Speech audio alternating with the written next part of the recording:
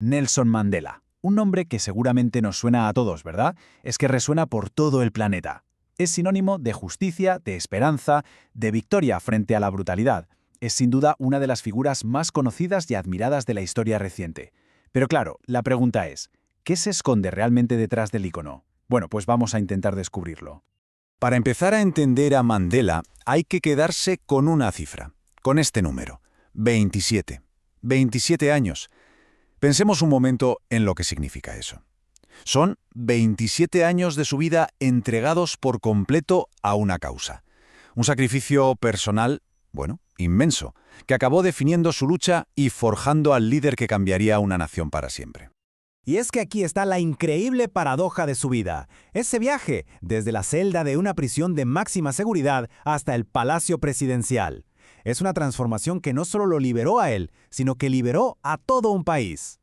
Y esta es la gran pregunta que vamos a explorar, porque esto no es solo un relato de resistencia, es una auténtica lección magistral de estrategia, de paciencia y, por encima de todo, de humanidad frente al odio. Así que, empecemos por el principio. Para entender al revolucionario, primero tenemos que conocer sus orígenes. Y es que Mandela era, en esencia, un aristócrata, y esa educación tan particular moldeó por completo su visión del liderazgo. Su vida temprana estuvo marcada por momentos clave, por puntos de inflexión. Nació con privilegios, estaba destinado a ser jefe, pero su espíritu rebelde le llevó por un camino muy diferente. Lo expulsaron de la universidad por protestar, huyó a Johannesburgo para escapar de un matrimonio que le habían concertado y allí, trabajando como guardia en una mina, vio con sus propios ojos la explotación brutal del sistema. Esa experiencia lo cambió todo. Y es justo en Johannesburgo, donde ese joven aristócrata se transforma en activista. Se va a enfrentar a un enemigo formidable, un sistema diseñado, literalmente, para deshumanizar a la mayor parte de la población. El apartheid no era solo racismo, no, era una arquitectura legal y social de opresión. Había leyes que te decían dónde podías vivir, dónde trabajar, a quién podías amar, todo, absolutamente todo, basado en el color de tu piel.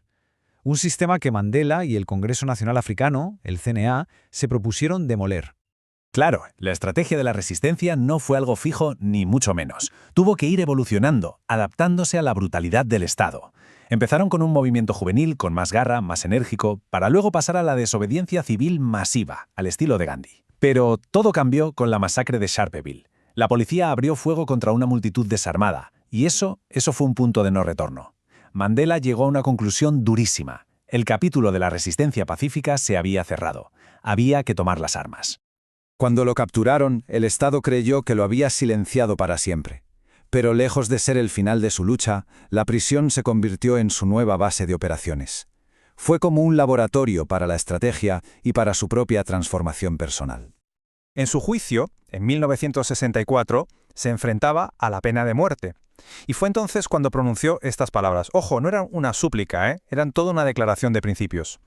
El régimen, al final, no se atrevió a ejecutarlo, pero lo condenó a cadena perpetua y, sin quererlo, lo convirtió en una leyenda viva. Y su destino fue este lugar, Robben Island, una cárcel de máxima seguridad frente a la costa de Ciudad del Cabo que era conocida por su trato inhumano. Aquí es donde iba a pasar los siguientes 18 años. Y aquí vemos su increíble mentalidad. En lugar de dejarse hundir, Mandela y sus compañeros se organizaron dentro de la prisión. Se negaron a ser víctimas. Estudiaron, debatieron y algo que fue crucial, Mandela insistió en aprender afrikáans, el idioma de sus opresores. ¿Por qué? Bueno, como le dijo a un compañero, para ganar la guerra tenemos que comprender cómo piensan los generales del otro lado. Convirtieron Robben Island en su propia universidad.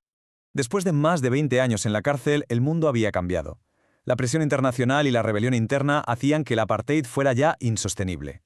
Y así, desde su celda, Mandela empezó el proceso más delicado y secreto de todos, negociar el fin del mismo sistema que lo había encarcelado.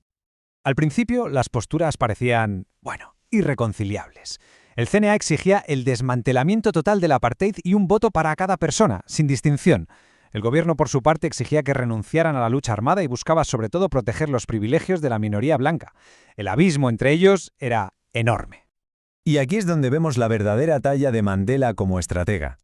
46 reuniones secretas con el jefe de la inteligencia del régimen, 46 encuentros para construir confianza, para convencer a sus enemigos de que no era un terrorista radical, sino un hombre de Estado con el que se podía negociar una transición pacífica. Cuando por fin salió de la cárcel en 1990, Sudáfrica estaba al borde de la guerra civil. Todo el mundo esperaba un baño de sangre, una explosión de venganza acumulada durante décadas. Pero Mandela eligió un camino radicalmente distinto. A las pocas horas de su liberación, con el mundo entero escuchando, dijo esto sobre F.B.B. de Klerk, el último presidente del apartheid. Fue un shock. Sus propios compañeros no se lo podían creer.